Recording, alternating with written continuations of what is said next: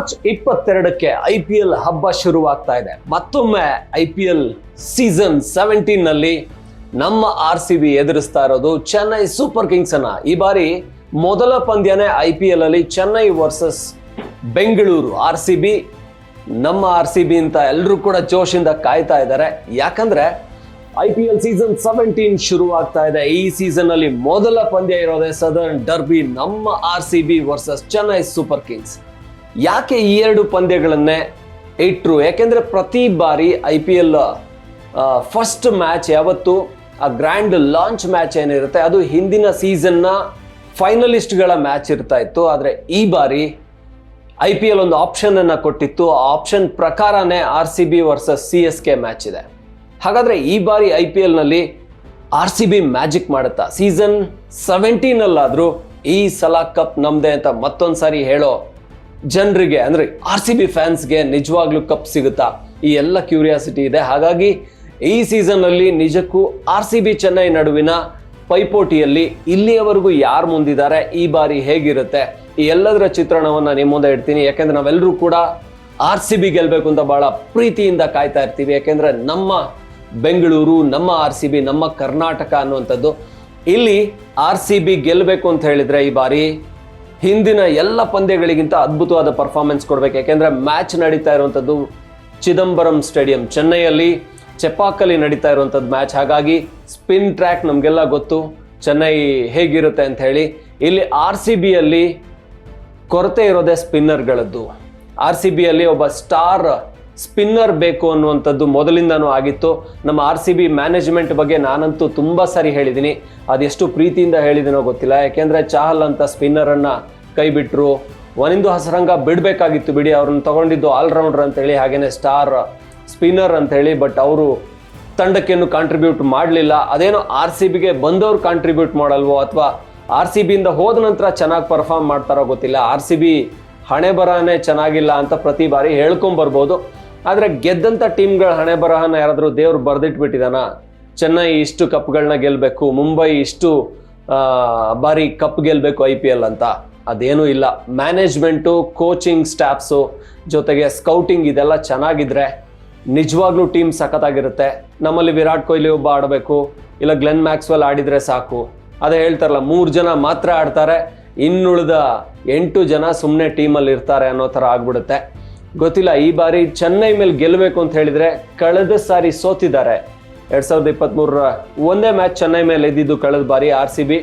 ಆ ಮ್ಯಾಚಲ್ಲಿ 226 ರನ್ ಹೊಡೆದ್ರು ಚೆನ್ನೈ ಅವರು. ಅದಕ್ಕೆ RCB ಅವರು ಅದನ್ನ ಚೇಸ್ ಮಾಡೋಕ್ಕಾಗಲಿಲ್ಲ. ನಮ್ಮ RCBಯಲ್ಲೇ ಇದ್ದಂಥ ಶಿವಮ್ ದುಬೆ ಸಿಕ್ಸರ್ಗಳ ಮೇಲೆ ಸಿಕ್ಸರ್ಗಳನ್ನು ಚಚ್ಚಿದ್ರು. So RCB ಸೋತೋಯ್ತು. ಅಂದ್ರೆ ಒಳ್ಳೆ 218 ರನ್ ಹೊಡೆದ್ರು, ಒಳ್ಳೆ ಸ್ಕೋರ್ ಮಾಡಿದ್ರು, ಆದರೆ ಗೆಲ್ಲಿಲ್ಲ. ಇಲ್ಲಿಯವರೆಗಿನ RCB ವರ್ಸಸ್ CSK ಸ್ಟ್ಯಾಟ್ಸ್ ನೋಡಿದ್ರೆ 31 ಪಂದ್ಯಗಳಾಗಿದೆ. 31 ಪಂದ್ಯಗಳಲ್ಲಿ RCB ಗೆದ್ದಿರೋದು ಕೇವಲ 10 ಪಂದ್ಯಗಳನ್ನ. ನಮ್ಮ 2ರಷ್ಟನ್ನ ಈ 16 ಸೀಸನ್ಲಿ ನಮ್ಮ 2ರಷ್ಟು ಪಂದ್ಯಗಳನ್ನ ಚೆನ್ನೈ ಗೆದ್ದಿದೆ. ಅಂದ್ರೆ ನಮ್ಮನ್ನ 2 ಸಾರಿ ಸೋಲಿಸಿದ್ದಾರೆ. ನಾವು 10 ಸಾರಿ ಅವ್ರನ್ನ ಸೋಲಿಸಿದರೆ ಅವ್ರು ನಮ್ಮನ್ನ 20 ಸಾರಿ ಸೋಲಿಸಿದ್ದಾರೆ. ಸೊ ಹಾಗಾಗಿ ಈ ಬಾರಿ ಆದ್ರೂ ಗೆಲ್ತಾರ RCB? ಗೆಲ್ಲುವಂತ ಸ್ಟ್ರಾಂಗ್ ಟೀಮ್ ಇದೆಯಾ ಅಂದ್ರೆ ಒನ್ಸ್ ಅಗೇನ್ ಅಲ್ಲಿ master mind, cool captain Dhoni ಇದ್ದಾರೆ. ಹಾಗಾಗಿ RCB ಅಷ್ಟು ಸುಲಭ ಅಲ್ಲ ಗೆಲ್ಲೋದು. ನಮ್ಮಲ್ಲಿ ಕಿಂಗ್ ಕೊಹ್ಲಿ ಇರಬಹುದು, ನಮ್ಮಲ್ಲಿ ಗ್ಲೆನ್ ಮ್ಯಾಕ್ಸ್ವೆಲ್ ಇರಬಹುದು, ಆದರೆ ಅಲ್ಲಿ ಕ್ಯಾಪ್ಟನ್ ಕೂಲ್ ಎಲ್ಲವನ್ನ ಮ್ಯಾನೇಜ್ ಮಾಡ್ತಾರೆ ಕೂಲ್ ಆಗಿ. ಬಹುಶಃ ಈ ಬಾರಿನೂ ಧೋನಿ ಟೀಮನ್ನು ಓಪನಿಂಗನ್ನು ಅದ್ಭುತವಾಗಿ ಕೊಡೋದಕ್ಕೇನೆ ಟ್ರೈ ಮಾಡ್ತಾರೆ. ಅಲ್ಲಿ ಸಕ್ಕದಾಗಿ ಟೀಮ್ನ ಸೆಲೆಕ್ಟ್ ಮಾಡಿಕೊಂಡ್ರು. ಇದು ಕೂಡ RCBಗೆ ನಾವು ಯಾವಾಗಲೂ ಬೈಕೊಳ್ತಾನೆ ಇರ್ತೀವಿ. ಆಕ್ಷನಲ್ಲಿ RCB ಅವರು ವೇಸ್ಟು, ಸ್ಕೌಟಿಂಗಲ್ಲಿ ವೇಸ್ಟು, ಕೋಚಿಂಗಲ್ಲಿ 3 ವರ್ಷಕ್ಕೊಬ್ರು ಕೋಚ್ ಚೇಂಜ್ ಆಗ್ತಾರೆ. ಚೆನ್ನೈ ಥರ ಸ್ಟೀಫನ್ ಫ್ಲೆಮಿಂಗ್ ಎಷ್ಟು ವರ್ಷಗಳಿಂದ ಬೆಸ್ಟ್ ಕೋಚ್ ಆದರು. ಇತ್ತೀಚೆಗೆ 70-70 ಜರ್ನಲಿಸ್ಟ್ಗಳು ಕೂತ್ಕೊಂಡು 16 ಸೀಸನ್ಗಳಲ್ಲಿ 16 ಬೆಸ್ಟ್ ಪ್ಲೇಯರ್ಸನ್ನು ಸೆಲೆಕ್ಟ್ ಮಾಡಿದ್ರು, ಒಂದು ಟೀಮ್ ಮಾಡಿದ್ರು. ಅದರಲ್ಲಿ ಬೆಸ್ಟ್ ಕೋಚ್ ಅಂತ ಅನ್ಸ್ಕೊಂಡಿದ್ದು Stephen Fleming. ಒನ್ಸಗೆ ನ್ಯೂಜಿಲೆಂಡ್ನ farmer New Zealand player, Chennai super Kings coach.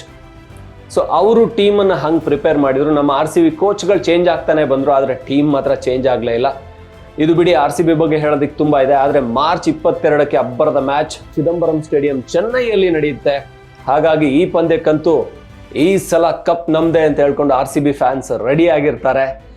ಆದರೆ ನಮ್ಮ RCB ಟೀಮ್ 11 ಹೇಗಿರುತ್ತೆ, ಯಾರು ಆಡ್ತಾರೆ, ಕಿಂಗ್ ಕೊಹ್ಲಿಗೆ ಯಾರು ಸಾಥ್ ಕೊಡ್ತಾರೆ. ಈ ಬಾರಿ ರಜತ್ ಪತಿದಾರ್ ಈಗಾಗಲೇ ಇಂಡಿಯಾ ಟೀಮಿಗೆ ಪಾದಾರ್ಪಣೆ ಮಾಡಿದ್ದಾರೆ. ಅವರು ಚೆನ್ನಾಗಿ ಆಡಿದರೆ ಖಂಡಿತ ಟೀಮಿಗೆ ದೊಡ್ಡ ಶಕ್ತಿ. ಯಾಕೆಂದರೆ ಫಾಫ್ ಅಂತೂ ಇದ್ದೇ ಇದ್ದಾರೆ ಕ್ಯಾಪ್ಟನ್ ಆಗಿ, ಕೊಹ್ಲಿ ಇದ್ದಾರೆ.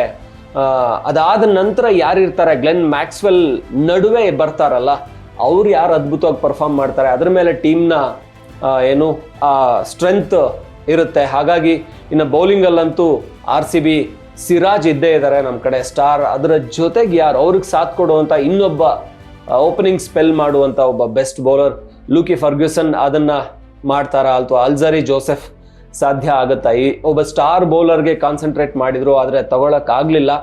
ಅಂದರೆ ಅಲ್ಜರಿ ಜೋಸೆಫ್ ಅನ್ಕೊಂಡ್ರೆ, ಲೂಕಿ ಫರ್ಗ್ಯೂಸನ್ ಅನ್ಕೊಂಡ್ರೆ ಇಬ್ರು ಕೂಡ ಒಂದು ಪೊಟೆನ್ಷಿಯಲ್ ಇರುವಂಥ ಬೌಲರ್ಸ್. ಆದರೆ ಅಷ್ಟರ ಮಟ್ಟಿಗೆ ಅಂದರೆ ಸಿರಾಜ್ ಜೊತೆಗೆ ಅಥವಾ ಸಿರಾಜ್ಗಿಂತ ಇನ್ನೂ ಒಬ್ಬ ವಿಕೆಟ್ ಟೇಕಿಂಗ್ ಬೌಲರ್ ಬೇಕಿತ್ತು. ಅದನ್ನು RCB ಮಾಡ್ತಾ ಗೊತ್ತಿಲ್ಲ.